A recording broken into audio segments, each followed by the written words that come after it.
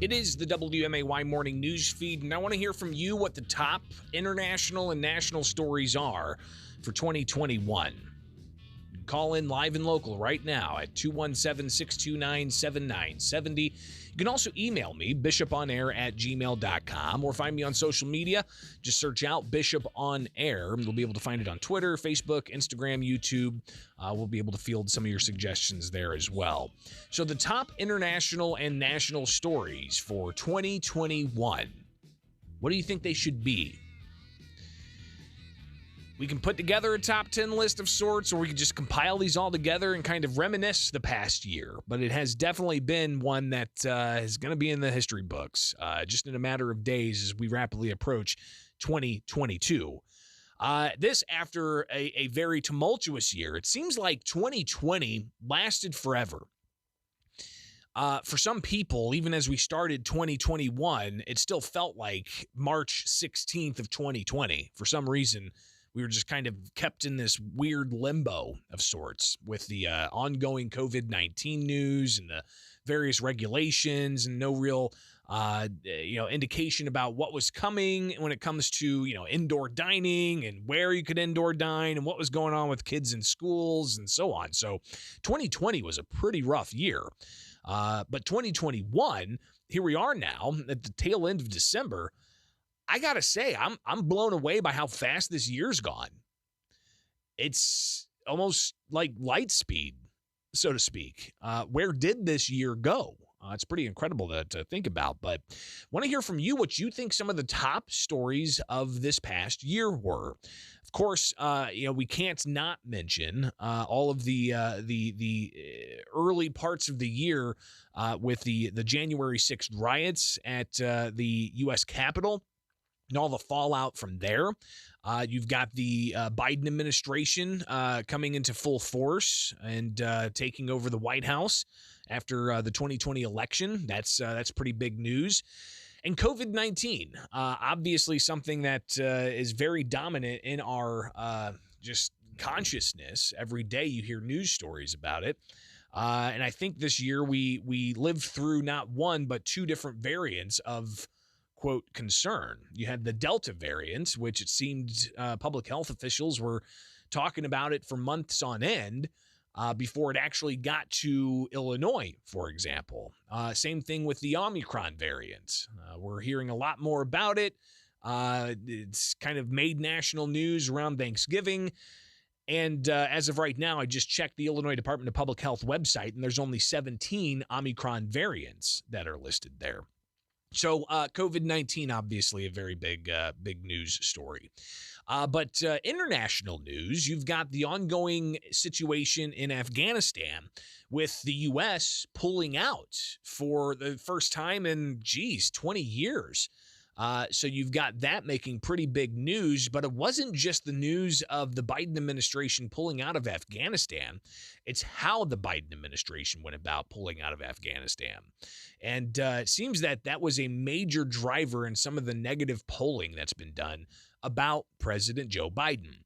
People didn't like how the military was ordered to withdraw and to leave a very large and expensive and high-tech air base in the hands of the Taliban, let alone all of the weapons and the military equipment that was left there for the Taliban.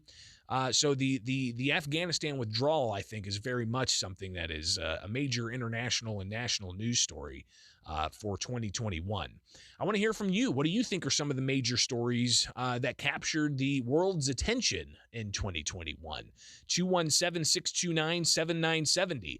I think when it comes to the COVID-19 situation, if you recall earlier this year, there was a major reversal in the idea of was COVID leaking from a lab?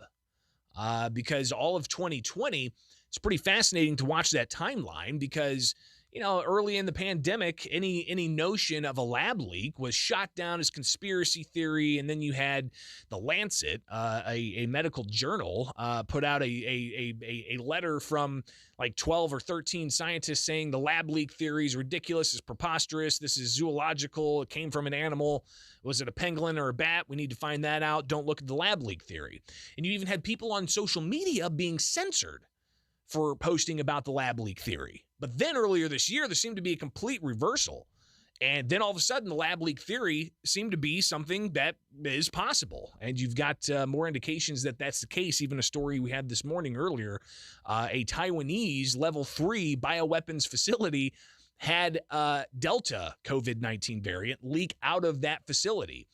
So it's very possible that the Wuhan Institute of Virology could have had a leak. So those are just some of the various top stories. Of course, we have to also consider the Jussie Smollett case coming to fruition. You've got the case of Kyle Rittenhouse and the outcome there, very much in the national consciousness, and the Ghislaine Maxwell case finally coming to an end at some point. Of course, they're going into the closing arguments in the Ghislaine Maxwell case in relation to Jeffrey Epstein.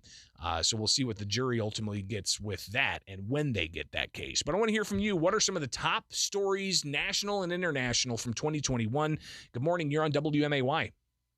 Good morning, Greg. Hey. So the China Evergrande situation, and it's funny too because it's not being publicized so much. I find that that's the real news. That's going to crash our stock market here very shortly, and I think they're purposely keeping it out of mainstream media because they don't want to shake the markets and get people scared. Now, for those who aren't familiar with what you're talking about, give us a brief overview. So basically, I guess the Chinese real estate housing boom that's been going on for the last 2 decades, you got a lot of American firms, Wall Street firms, that have gotten over-leveraged in it. The banks have gotten over-leveraged in it. And now that they've gone into default and haven't paid their debts, now it's going to turn into complete bankruptcy. And they're only going to divide that property up amongst people in mainland China. And so that means all the offshore bonds that were supposed to be paid, China's not going to worry about that. And so now that's going to have that trickle effect, and we're back to 2008 2.0. Yeah, so possibly another housing crisis, and I think that kind of gives indication to another major story from 2021. That's all the federal spending that's happened with the infrastructure bill and another round of COVID relief, plus the increased inflation that brought about, and record inflation. Wholesale prices like we've never seen before, prices of meats, gas, definitely everybody's paying a lot more. So I think the economic issues, definitely some of the top stories of 2021. Good morning. You're on WMAY. Your thoughts on the top stories of 2021 when it comes to national and international news? Well, thank you, Greg. I think the top story was probably of international impact is our last presidential election, and how it's obvious to some or perceived by some as fraudulent. But that was in 2020. We're talking about 2021 now. So do you want to look at all the audits that may have happened? I think Arizona had one, but that didn't really change any of the actual outcome. They still confirmed Joe Biden to be president, and there's obviously there's controversy surrounding this election and they don't believe the audits are actually looking into the actual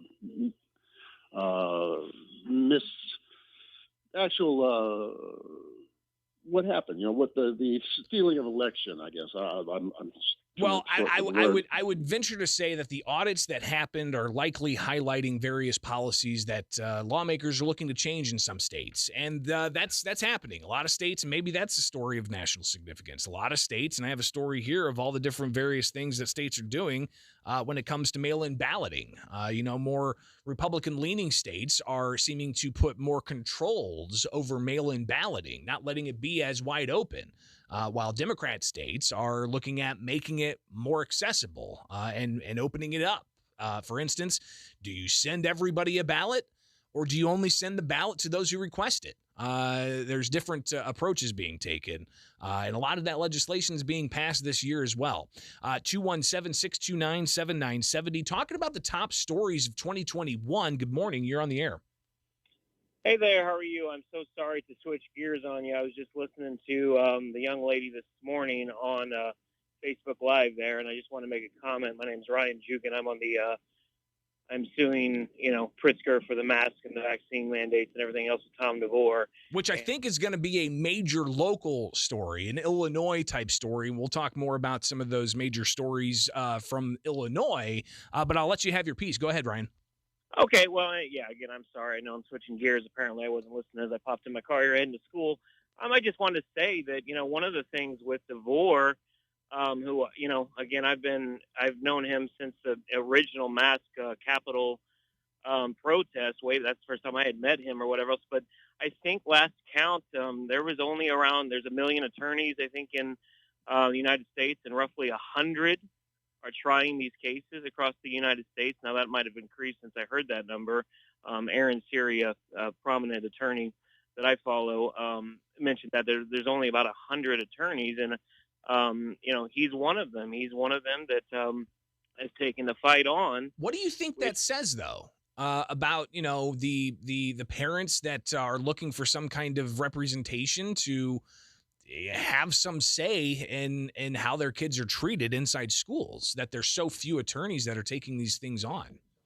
Yeah, well, I think through my lens, as I often say, at the school board last night, if you've seen through my lens, I think these people are heroic. But I think, it speaks to the intimidation, the coercion, the manipulation of, what's kind of going on right now. I think that's, to me, that people, are either afraid to lose or know it's a uphill battle. I don't know. Again, or they can just look at the trajectory of some of these cases. I just listened in on Friday to the case that Foxfire brought against the restaurant closers, right? That case was filed in 2020. Okay. All right. It's now the tail end of 2021, and it's still not resolved. So it's a long slog to get through the courts. Hey, Ryan, I appreciate the call. We'll definitely want to talk more about that when we get to Illinois stories, the top Illinois stories for 2021. But I want to talk about the top national stories, and maybe one of the top national stories is what we saw happen in Virginia with the election, and going from a Democrat to a Republican, and seeming to be driven a lot by parents that are upset by policies that are being implemented in their school districts that they don't agree to, be it COVID policies, be it what's being taught in school. There seems to have been a bit of a groundswell of concern there, and that could mean different outcomes for elections. So that's another top story of 2021 as we look back in the past 12 months to some of the top national and international stories. Good morning. You're on WMAY. What's your take? Morning, Greg. Well, I think one of the top, certainly national stories, and there's a lot of different angles to it, but I think one of the top stories, it affects almost everything, is the, I guess you would say, cynicism that you see from the population now regarding the, let's say, slavish devotion to the kind of elitist Democrat narrative of what's going on in this country.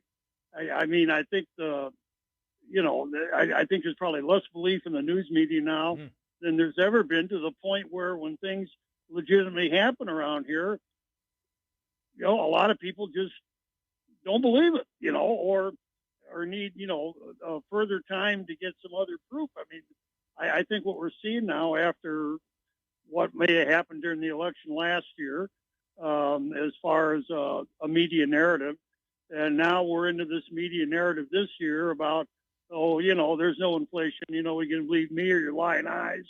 By the way, what happened in Milwaukee? Didn't we get run over there, a bunch of people? Haven't heard a word about it. Yeah, that story disappeared, right? The Christmas Day parade in Waukesha. I think most people, the first thing on their lips is they know we're being lied to, and they're sick of it. And I think that's what. And I think that's probably another major national story. I think you're right. And it's that the media has been exposed in several different major stories to have gotten it completely wrong. And one of those is the Kyle Rittenhouse case. The way that some media talking heads were discussing some of these things was pretty incredible when it comes to, what Kyle was there doing, and did he take the gun across state lines, and, people not mentioning that those that he shot in self-defense were white, though they when they talked about it, they cast some racial components over it.